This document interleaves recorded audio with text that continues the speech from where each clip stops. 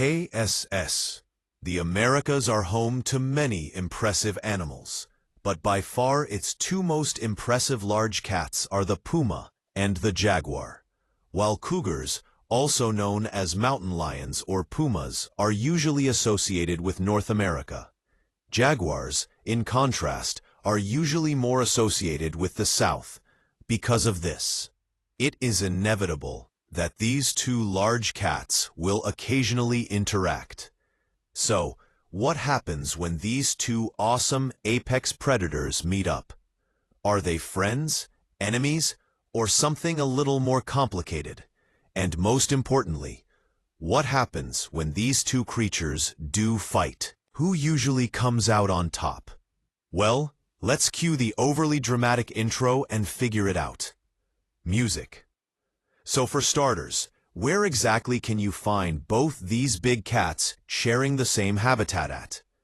Well, the answer to that is pretty much everywhere. From the jungles of bees, to the sky mountains of Mexico and southern Arizona, to even the Amazon rainforest, these two creatures share a shocking amount of habitat with each other. That alone just makes it all the more surprising that these two hyper-carnivores rarely seem to fully outcompete each other.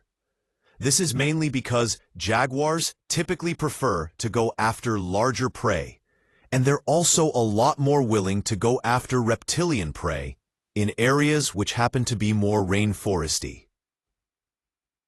In contrast, cougars typically prefer more medium-sized mammalian prey, with themselves also occasionally going after birds and smaller mammals. Regardless, that doesn't mean that these two big cats' diets don't overlap at all. Both jaguars and cougars will regularly go after deer, pigs, and peccary, on top of wishing to scavenge upon the same carcasses.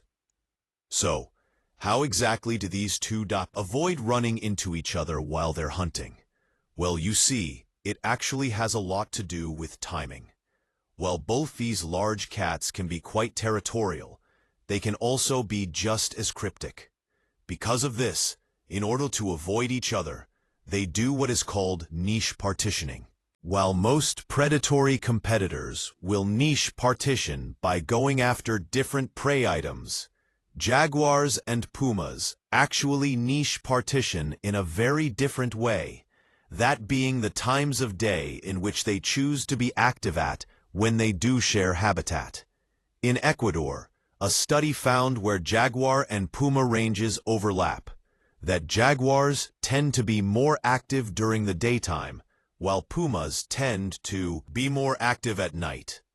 This is quite interesting because in places where these two animals don't overlap at all in their ranges, jaguars would typically be just as active during the daytime as they would be at night, while in contrast, pumas would also normally be a little more willing to come out during the daytime, especially in places where they're the dominant predator, such as Patagonia. Interestingly enough, something similar seems to happen in North America, where mountain lions are often more inclined to come out at night in areas which they share their habitat with bears, which also just so happen to be one of the mountain lion's main competitors. It does make you wonder, though, why is it that the jaguar, despite being the larger of the two cats, decides to stay active more during quotations the daytime compared to its puma neighbors? Well, there's actually a few possible reasons. Unlike pumas, jaguars actually really like the water, and this gives them access to a lot of extra food sources in places where water is plentiful. Caiman, capybars, and even large fish are all on the menu for these jaguars. And normally, these food options simply aren't available for the puma. Thankfully for the jaguar, these food options are all usually pretty active during the daytime, in some cases even more so than at night. So that allows for the jaguar to pretty much have a 24/7 buffet. But unfortunately, Not every habitat which these jaguars call home is abundant in water. The Sky Islands of Mexico and Arizona don't have nearly as much water as the many jungles which these jaguars call home. And they just so happen to have not just jaguars, but also pumas in these mountain ranges. Additionally, even though these mountain ranges could be hundreds, if not thousands of feet up in the sky, they still do experience a lot more heat compared to the jungles of the Amazon or even Bais. Thanks to both of these factors, the jaguars of Mexico and Arizona Sky Islands tend to be a lot more nocturnal, which just so happens to put them in a lot more competition with the pumas that call these areas home, while Mexico and the southwestern United States mountain lions tend to be more active during the daytime in the winter months. During the summer, they tend to be just as nocturnal as the jaguars, and this leads to a lot more competition between these two predators. Multiple trail cameras found throughout the Sonoran Desert have observed both of these creatures, not just scent marking the same places and walking within the same habitats only a couple hours apart from each other, but they've even found evidence that these creatures have fought. And in some cases, people have even observed these two animals fighting directly. And that raises the question, who actually normally comes out on top in these confrontations? Is it the jaguar or the mountain lion? Well, the answer is actually quite surprising. But first, if you're enjoying this video so far, a like, a subscribe, or pressing that little confusing hype button thingy would help so much, not just to boost my ego, but also to make me money, as YouTube is my main source of income. I want to continue to make more videos like this in the future for you guys. So now, let's get back to the real reason why you're watching this video. Overall, while confrontations between these two large cats are rare, they still do certainly happen and occasionally result in all-out brawls. In northern Mexico, where the interactions between these two species occurs the most often, the jaguar typically has the size advantage, with themselves averaging out at about 150 to 250 pounds. The mountain lions of northern Mexico, for comparison, only get about 100 to 150 pounds on average. Interestingly enough, though, both species do tend to get larger in different contexts. Areas where their ranges do not overlap, suggesting the fact that the competition between these two does result in smaller sizes for both species. Regardless, when it comes to these two creatures going into combat, the puma isn't entirely at a disadvantage. Cougars, on average, tend to be a lot more flexible and agile compared to jaguars. Even with their size disadvantage, reports of them winning fights with jaguars have occurred on multiple occasions, both in the wild and in captivity. Still, unfortunately for the cougar, this tends to be more of the exception than the normal. That isn't actually because of the jaguar size, but rather its weaponry. Jaguars, on top of having significantly larger claws and teeth than the average cougar, also tend to have the strongest bite force of any big cat, at least in terms of PSI.